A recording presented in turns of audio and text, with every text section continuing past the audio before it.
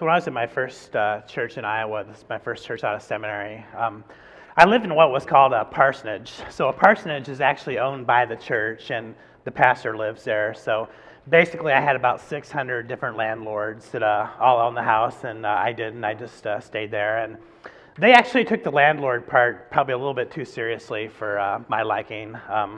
Yeah, they would come and look in the windows, make sure we weren't like ruining it and all that sort of stuff. And at the time we had a baby.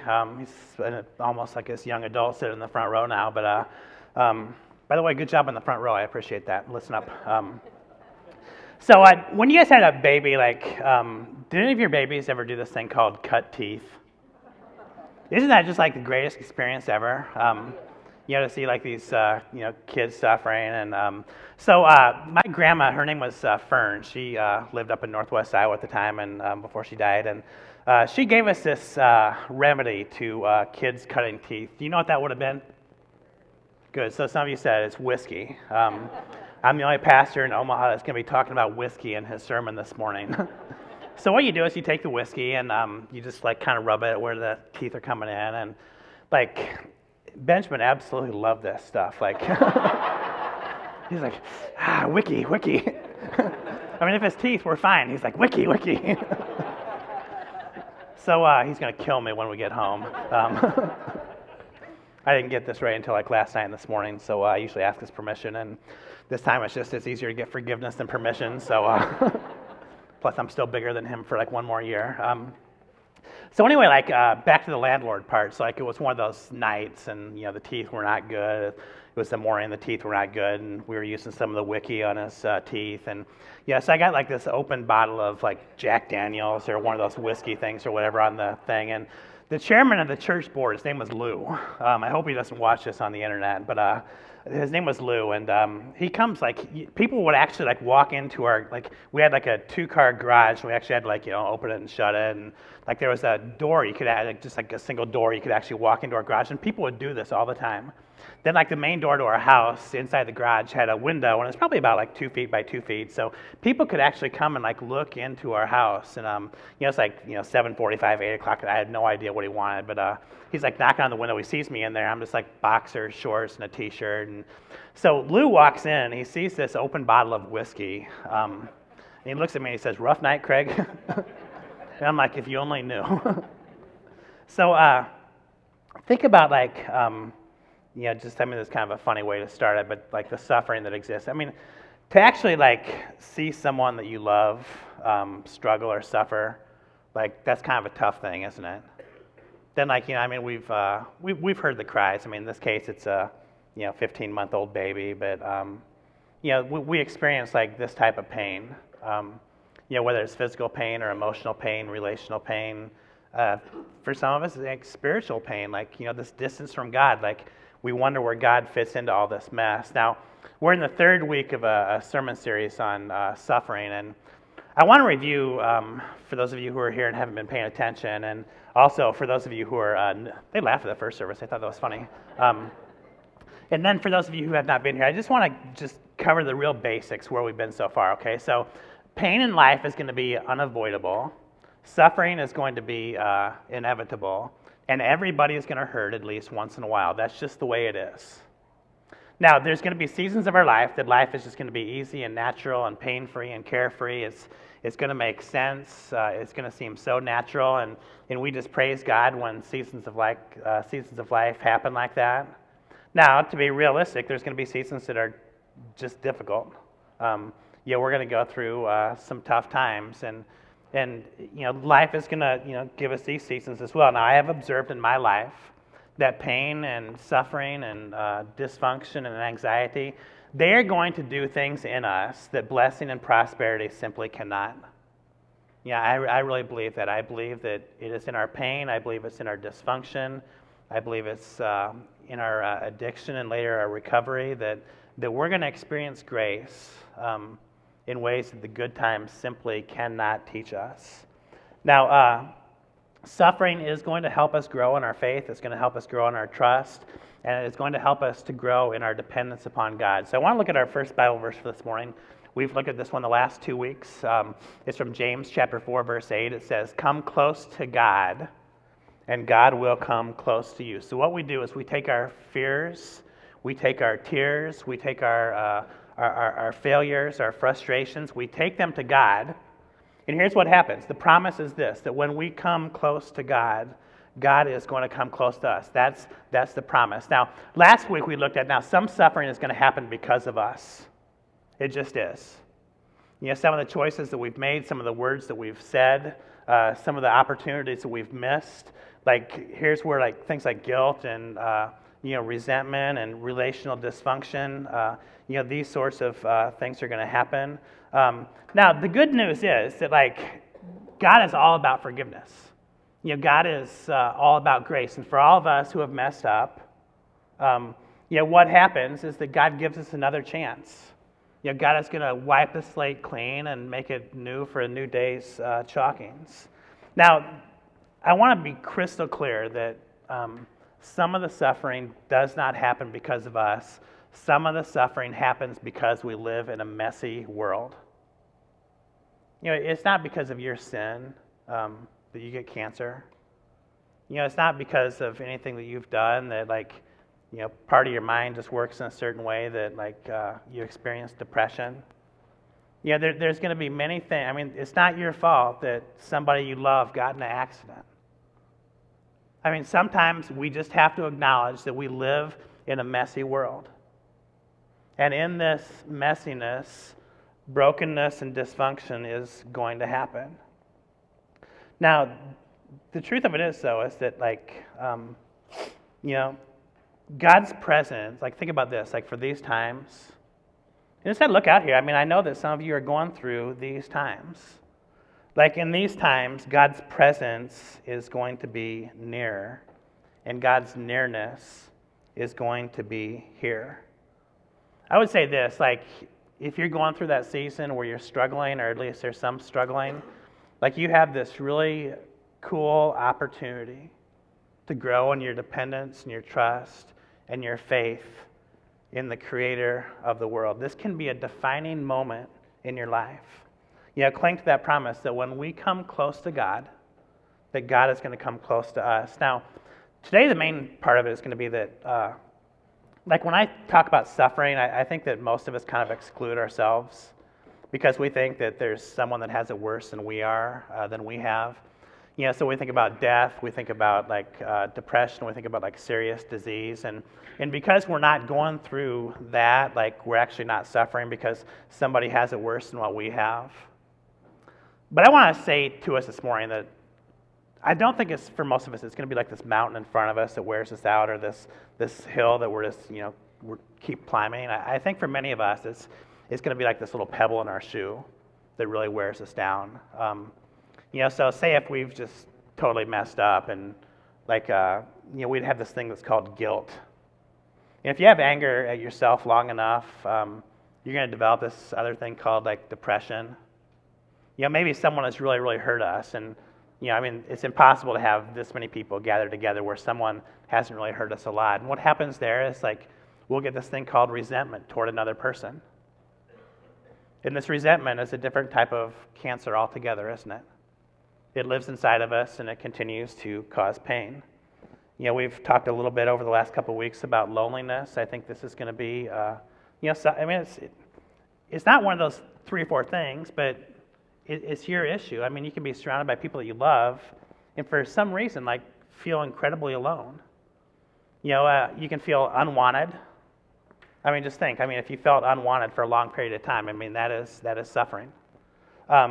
There's relational stress, dreams not coming true, and sometimes I think for some of us, it's we just wonder where God fits in all this mess. We read that verse I just read, God, come close to me and I'll come close to you. God, I'm trying. I really am. I'm trying, but I'm still not feeling it. I'm not experiencing it. Now, I want you to just be crystal clear about this, okay? Just because your pain and your suffering is not as bad as somebody else's, it doesn't mean that you're not experiencing pain or suffering. I'm going to tell you a story, and this is probably it's one of the 2 or 3 most difficult things I've ever been through in ministry. So I was part of my seminary training at Emory University. I was a chaplain at Emory Hospital in Atlanta.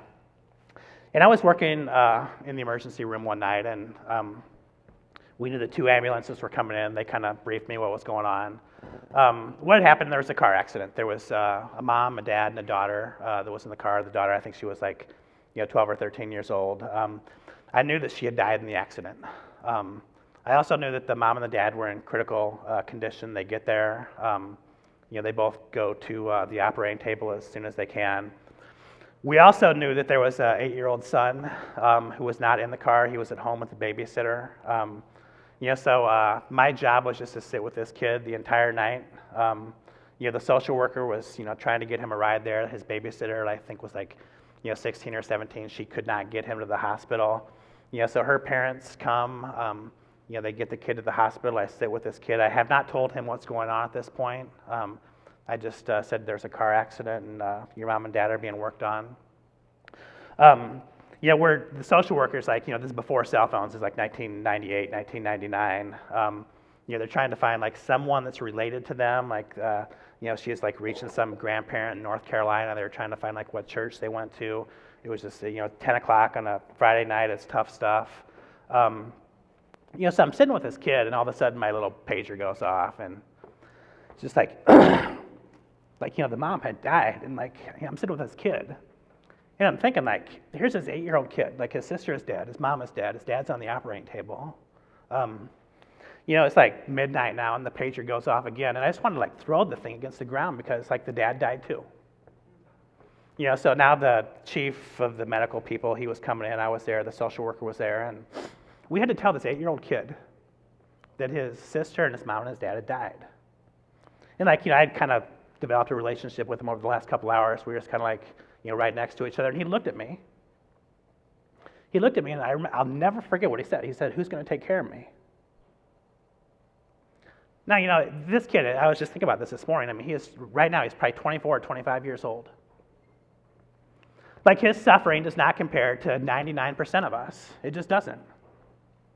Like, to go through what he went through is something that most of us, thankfully, will never have to go through. Now, I want you to know, though, I mean, some of you have gone through some of these major things, and I don't want to pretend otherwise. I mean, your suffering is unlike our suffering. You've experienced, like, the death of a child. You've experienced the death of a spouse. You've had the police officer come to your door. You've got the diagnosis that you're very sick. And, I mean, some of your suffering is like these crisis-type things, and I don't want to minimize that because your suffering is one of those things. But I want all of us to hear. I want all of us to hear this, okay? Like, our suffering is not going to be like that 8-year-old kid leaning up against the chaplain saying, "Who's going to take care of me?" It may not be like that, but your suffering is going to be just as real. Your issue is your issue. And it doesn't matter if it's one of those little things that's going to wear us out over time or if it's one of those great big things that's just going to totally turn our life 180 degrees. Your suffering, your pain is totally real. Now, I told this kid, I didn't say, like, things are going to be okay, because I knew that things weren't going to be okay. I never told him, I didn't say, like, your parents are in a better place, because in his world, they were not in a better place. They weren't with him. This is his story. It's a unique story. Your story is altogether unique in a different way. Your pain is going to be different. Your struggles are going to be different, but it's totally real. Now, minimizing, I want you to hear this, minimizing our suffering. We'll say, well, it's not as bad as that kid that Craig talked about. It's not as bad as that guy who has cancer. Minimizing our suffering, I think that's what we do sometimes, is not going to make your pain go away. It just doesn't. It's like some type of, it's like, you got the flu and you said, well, I'm just going to let it ride its course because, I don't have a heart disease or something like that. Minimizing our suffering is not going to make our pain go away. Minimizing our suffering is not going to open the door to a closer relationship and a deeper walk with God. Minimizing our pain is not going to allow us with the brokenness that exists in our life that we need to deal with. Now, I want to tell you this. If you hear nothing else, God is interested in your pain. He is. No matter how big it is, no matter how small it is, God is interested in your pain. I'm going to go through, I was thinking about pain, I was thinking about suffering this week, and I could not think of a better chapter of the Bible to read than Romans chapter 8. I'm just going to read the last part of it here today, and talk about that a little bit. But I want you to, if you got some time this week, this is one of the high points of the Bible. You might put it up there with a Sermon on the Mount or Matthew 25, or at the end of Luke when what we're going to do in 5 weeks, we celebrate the resurrected Christ. But this is profound theology. This is powerful stuff. And I'm going to start with verse 31. So Paul, and it's interesting, you got to know who Paul is. Paul is not this totally emotionally healthy person that has never had anything wrong in his life. That's not who Paul is. Paul was a Jew. Paul persecuted Christians. Paul watched this guy named Stephen, be stoned to death, and he didn't do a darn thing about it. Paul would have been persecuted because of what he believed. He would have been thrown in prison. There would have been beatings that he would have experienced. So that's the type of man that is writing the words I'm about ready to read. So Paul says, "What shall we say about such wonderful things as these?" Now, I just love this next phrase. I just love it. If God is for us, then who can be against us? Think about your problems. If God is for us, then who can be against us? Think about the possibilities that are in front of you. If God is for us, then who can be against us? Now, Paul says next, since he did not spare even his own son. So Paul says, he has given us the thing that matters most to him, his son.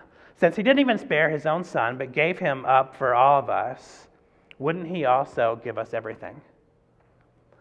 So Paul here is making an intellectual argument to the people of Italy, specifically in Rome. And Paul is saying, okay, God has given us his son, like Jesus. And if he has given us his son, the thing that's most important to him, don't you think then that he is just going to give us everything? So for example, if you're having trouble sleeping at night, probably what you need is some peace. Now, peace is not going to be the absence of struggle. Peace is going to be when God's love overcomes our struggles, when God's presence is greater than our pain. That's what peace is, when we can actually say that, yeah, God, I've got this going on, but I got you going on too, and you're a lot bigger than either of those things. That's what peace is. Some of us, we might think, gosh, today's not good, and I hope that tomorrow's better. So what we need here, he's given us his son. What if he would give us hope as well? Hope is the belief. Hope is the faith. Hope is the trust that tomorrow can be better than today, that our current reality is not going to be our constant reality. And then, some of us might wonder, I wonder if I'm ever going to get better. I wonder if this relationship is ever going to get better. I wonder if I'm ever going to feel better emotionally. I'm wondering if I can ever get to the point where I can say, I'm in recovery. I'm wondering if I'm ever going to get to the point where I don't feel sad. Well, what happens here is he's going to give us healing. Here, I'm going to give you a Greek word. The word is soterio. This word in the New Testament is translated as salvation. So when we think about salvation, many of us think of a future event, that when we die, we're going to go to heaven. This is when salvation happens. Now, the Greeks would understand salvation. It just means healing. That's the literal translation. So the Greeks would understand salvation. They would say it's healing. It's healing in our emotions, that, we can get better. It's healing in our bodies, that, we can improve. It's healing in our relationships. They can be resurrected. And it's also going to be healing in our spiritual life. That we're going to grow close to God, and God is going to grow close to us. So God can give us this. Now, Paul never said, and Jesus said this a couple weeks ago. Actually, didn't say it a couple weeks ago. He said 2,000 years ago. I just read 2 weeks ago. Jesus said, in this world, we're going to have, trials and tribulations. We're going to have tough times. Now, Paul, he says basically the same thing. And listen, there's going to be repetition here. Listen to how he starts this off. Can anything ever separate us from the love of Christ? Can anything ever separate us from the love of Christ?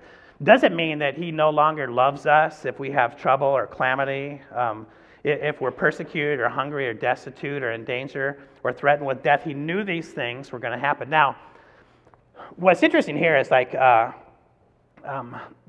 this is more, this is tough for us to relate to here in the West.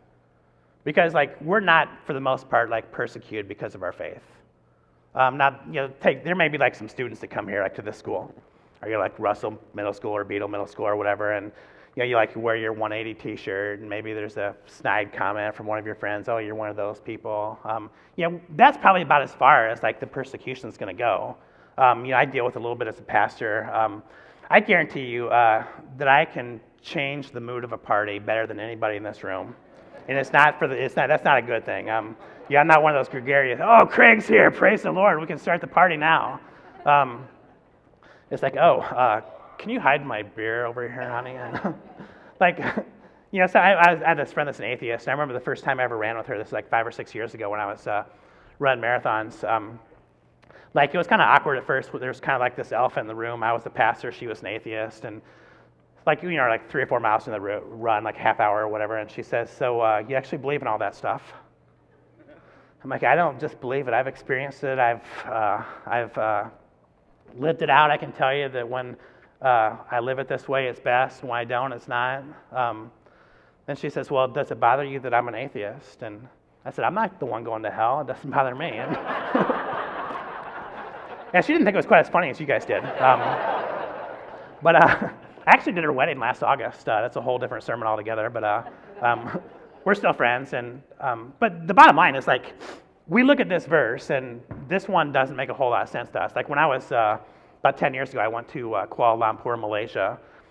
And I took 250 Malaysian Bibles over there. It was like the coolest thing. And I've given out like Christmas presents or birthday presents or whatever. And I remember after our first worship service, we gave most of those Bibles away. And most of these people had never seen a Bible that they could actually read. These people just like opened up the Word of God, and it was just like this incredible thing. I remember, like, I was preaching and at the first place, and just like hundreds of people in this little room, and like mostly young people. They're just all excited about the Lord. And I had a translator. So I'd talk for a little bit, and she'd talk for a little bit. I'd talk for a little bit, and she'd talk for a little bit. Then there's one time I talked for a little bit, and then she talked for a long time. And I was like wondering, like, what in the world is she saying? And I asked her afterward, and she said, well, I told them that, like, in America they think you're funny, but like here it doesn't work, so just like amuse them and laugh once in a while. Okay, that story is mostly kind of true, but we still did the translation thing. And what was really, I remember like this conversation. I was supposed to be there helping them, and it was amazing. So in Malaysia, Islam would be the official religion. Now, they do allow Christians. They don't encourage it. Christians have no rights. You're going to have a lot less upward mobility. You're going to have a ton of less upward mobility as a Christian there. But the big thing wasn't the government. The big thing was your family. Basically, if you profess that Jesus Christ is your Savior and your Lord, what that means is that you say goodbye to your family. It means that there is a very low threshold of where you can make it in society. It means that you have an asterisk by your name. And I was talking to this guy named, his name was Stephen. He had a Malay name, but after he became a Christian, his name was Stephen. And he was telling me about this. He talked about like how he was 23 years old, and he, went into a relationship with the Lord. He talked about, actually sitting down with his mom and his dad and telling them that he believed in Jesus Christ. He remembers his parents' reaction. He remembers the goodbyes. His life isn't the same. And like, I want you to look at that. Like, this means something to much of the world. It may not mean a lot to us, but it means something to much of the world. Like, does it mean that he no longer loves us if we have trouble or calamity, if we're persecuted or hungry or destitute or in danger or threatened with death? Now, I think like what Paul is writing to here a bunch of people in Italy, okay? And what he knows is they think that when things go bad, God stops loving us. And I think that some of us may deal with a little bit of that as well. My life's not easy. My life's tough. I'm dealing with this. I'm suffering here. I got pain here. Therefore, God must not love me as much as he loves that person I perceive whose life is nearly perfect. Now, if you think that way, that's not the way God is. I would say that God grows closer to us and more compassionate toward us in our pain. Now, I'm going to read now what will affect most of us. This is verse 38. Paul continues. Now, listen, he says the same thing. I love the way he starts off all these verses. And I am convinced that nothing can ever separate us from God's love. This is the second time he said it now. Neither death nor life, nor angels nor demons, neither our fears for today nor our worries about tomorrow, not even the powers of hell, can separate us from God's love. Now, I just want you to focus on one little phrase there. It says, neither our fears for today nor our worries for tomorrow. Now, this is a Western thing. this is something that most of us deal with at least some of the time, and some of us deal with like most of the time. Now, Søren Kierkegaard was the Danish philosopher and theologian, and he said in many of his writings that the two big things that people are going to deal with in life are anxiety and despair. Now, Paul is basically saying the same thing, like 2,000 years before that. Today, in Omaha in 2015, this is what we still deal with, anxiety and despair. Do you know what the two most commonly emotional diseases that we prescribe drugs for? It's going to be anxiety and depression, which is the next stage of despair. Like, we still deal with these things.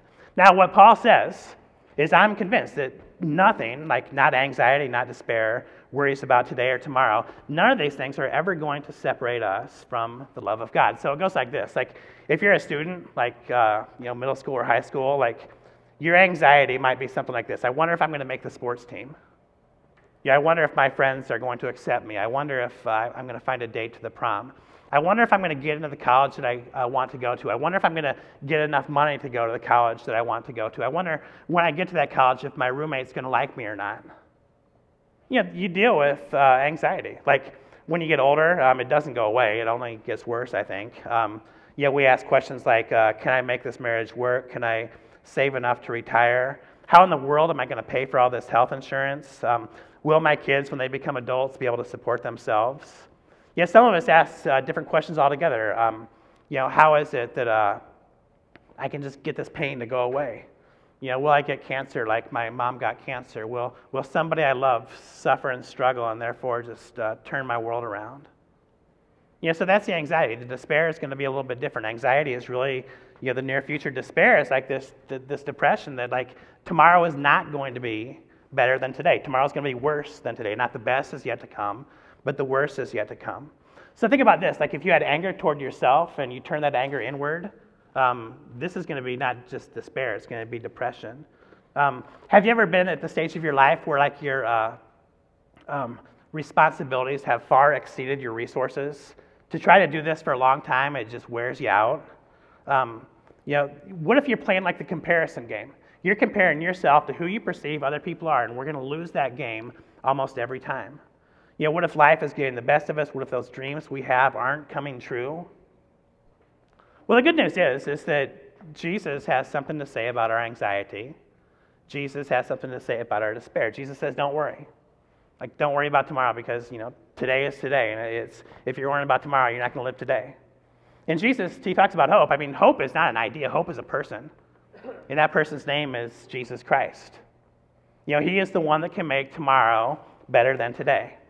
I remember, like, this last year, I went to this thing out in California, and so I got there, and, like, there's like 40 of us there. It's like a leadership training thing, and I think there's like 2 or 3 of us that were pastors, and we get into small groups. I was the only pastor in the small group. There was like a couple businessmen, a couple businesswomen, and like a education leader, and there's like 7 or 8 of us or whatever. And so we go like through these processing groups. We listen to talks, and like I think it was like the 3rd or 4th processing group.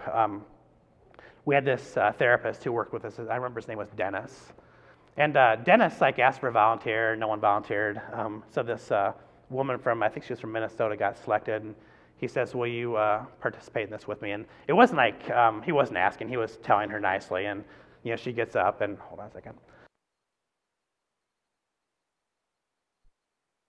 He asked like 2 guys to stand beside her, and they both stand beside her, and like all the rest of us were sitting down thinking, okay, we're going to have to do this, so we got to pay attention. And like, it was a really beautiful thing. Like, he said to her, says, I want you to look at that chair. Like, so here he's using this thing called Gestalt therapy. And he's like, look at that chair and just pretend you're sitting in that chair. And I want you to tell yourself what you love about yourself. Like, if you could just, like, what do you like about yourself? And like she says, I love my kids. I'm a good business person. I've helped a lot of people. I've provided for my family. I have a great relationship with my sister. I'm kind and I'm compassionate. And it was so cool to watch her say like all these really cool things. And then like he said to her, I want you to look at yourself and tell yourself what you don't like about yourself. Now I'm thinking like this is kind of an odd question. I wonder how this is going to play out. like it played out. Like she just like looked at herself and she says, you're selfish. You're short with your husband. I just feel overwhelmed as a parent. I compare myself to other people. I never match up. Sometimes I I look in the mirror and I don't like what I see. Yeah, I've made mistakes and I carry those in this backpack and they're getting heavy. Life just seems like it's too much. And then I understood why like those two people were standing next to her, because they actually like started to carry her and hold her up. And then the therapist continued and he said, I want you to imagine that God is sitting in that chair and he's looking at you. What do you think he would say? And she said, I'm loved. I'm accepted. I'm forgiven. There's a bunch of potential. I can get better. I can help people get better. And she just went, it was so beautiful to listen to this woman. And she believed it. Like she believed it. She believed what God was saying. And the same things that she said about her, like God is saying about you. Like you are good enough. Like recovery is possible. Grace can be accepted. So then he asked me to stand up, and he said, preacher, will you stand up? And I stood up, and he told me, he said, just go stand right in front of her, look her in the eye. So I was like 2 feet away from her. And he said, knowing what you know about you, and he was talking to me, knowing what you know about her, and knowing what you know about God, do you accept her? I remember I looked into her blue eyes, and I said, I accept you. You're darn right I do. He says, does God accept her? I said, God accepts you a lot more than I could ever accept you. And it was just like this healing time. And, Paul concludes. Listen, verse 39, like this is the end of Romans chapter 8. One of the best chapters in the Bible, and he ends it in dramatic fashion. He repeats himself one more time. No power in the sky above or the earth below.